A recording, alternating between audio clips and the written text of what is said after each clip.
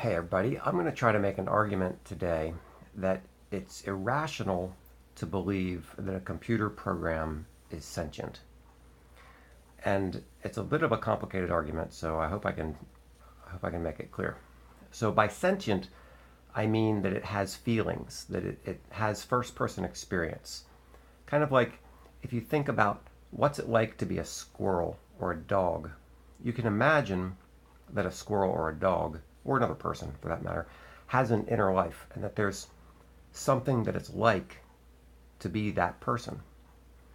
You can't think the same thing about a chair. There's no what's it like to be a chair, right? A chair isn't sentient. Nobody thinks a chair is sentient. I don't know about nobody. So the question then is, can a computer program be sentient? Can it have a feeling that it exists, that it's experiencing things, that it has first person experience or first computer experience? So, sorry, I'm looking at my notes.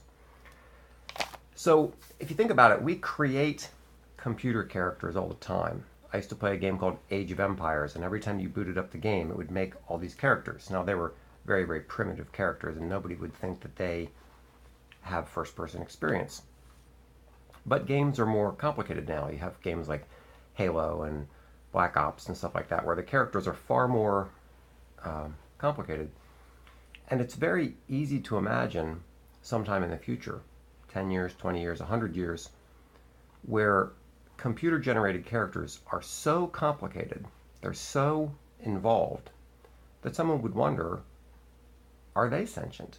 Does, kind of like the holographic Moriarty in Star Trek The Next Generation, you have a computer generated character that has first person experience. It has what's called qualia sometimes. It has subjective experience. So then people are going to struggle with the question, well, if I turn off the computer, am I killing people?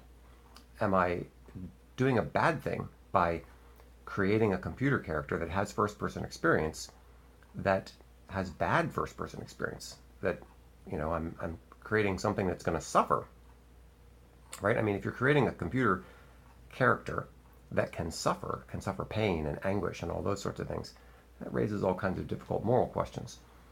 So I'm going to argue that we really can't believe that.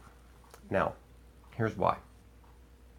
At first, it's going to seem like I'm proving the opposite, okay? So let's say that 100 years from now, people create computer programs that are so involved, so detailed, that the characters within them seem like they ought to be sentient. You have maybe somebody studying World War II. So they create a simulation of World War II and they create a Patton. And the Patton in the simulation has a mother and a father and a childhood and likes and dislikes and loves and hates and all that sort of thing. And you wonder, is this Patton experiencing life? And once it gets to that point, 100 years hence, when people can just dial up a simulation and create hundreds, thousands, millions, billions of artificial creatures, artificial people that could conceivably be sentient. What's going on here? You're creating all these people that have feelings, and what happens when you turn them off?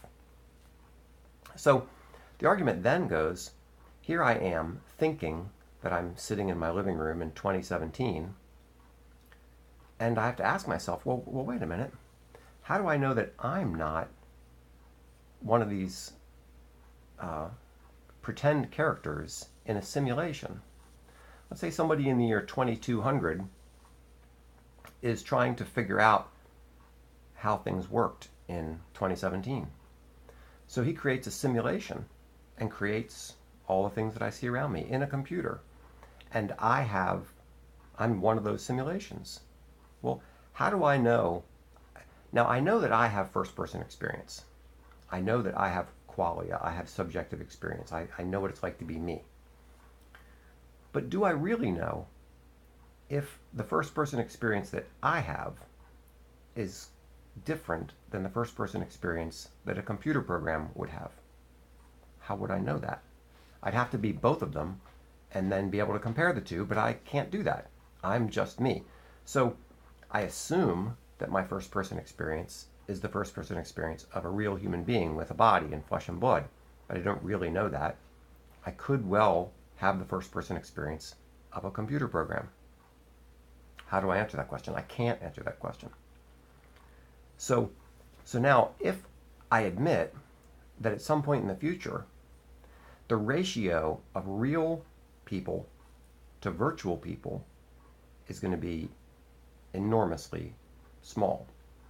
If one person doing their PhD thesis on World War II can spin up billions of virtual characters in a simulation to study World War II, and they might have done the same thing 100 times, the ratio of real, what we would consider to be real people, to virtual people is infinitesimally small. Now, if I have no way of knowing the difference between the first person experience of a biological person and the first person experience of a computer person, on what grounds do I assert that I'm a biological person? I have no basis for doing that. I know that I have first person experience. I know that more than I know anything else in the world. But I can't say that I have the first person experience of a human being, of a biological, real human being. Or can I? I think that I can. And here's how. So, the whole argument that says that we should assume that we're computer programs because we can't assume that we're in a privileged position. You know, let's say the ratio of real people to virtual people is 1 in 100 billion, just to pick a number. How can I assume I'm that 1 out of 100 billion? That's not a rational assumption. So on that basis, I have to assume that I'm actually a computer program. But that argument assumes that it's possible for a computer program to be sentient. We don't really know if that's true. We don't know what causes sentience and what causes first-person experience, what causes qualia. We really don't know. So the whole argument has this huge underlying assumption that computer programs can be sentient. Okay, now we get to the tricky part. So, if I assume that computer programs can be sentient, then it's only rational for me to believe that I'm a computer program. It wouldn't be rational for me to believe that I'm the 1 in 100 billion that happens to be real. That wouldn't be rational. What if I reject that assumption? What if I say it's impossible for a computer program to be sentient? Well, then I'm back to believing that I'm a real sentient person in a real body in a real world, and I can trust my sensory experiences and all that kind of stuff. So I think what you come down to is two options. You can either believe that a computer program can be sentient, in which case you have to also believe that you are a computer program, or you can reject the idea that a computer program can be sentient. You can just say, no, I reject that outright, in which case it's rational to believe that you're a real person. So, the bottom line is if you want to believe that you're a real person in a real body in a real world, you have to reject the idea that a computer program can be sentient. So, I'd love to hear other views. Thanks.